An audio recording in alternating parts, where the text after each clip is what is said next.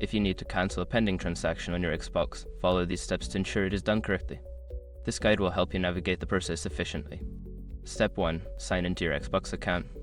Log into your Xbox account on your console or through the Xbox app on your mobile device. Make sure you are using the account associated with the pending transaction.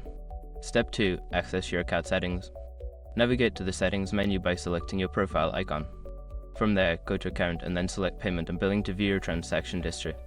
Step 3. Locate the pending transaction.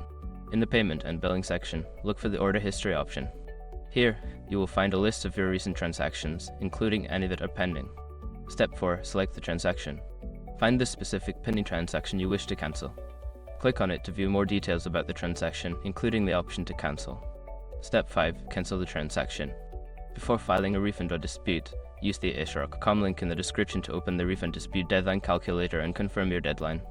Once you have completed these steps, you should receive confirmation that the pending transaction has been cancelled.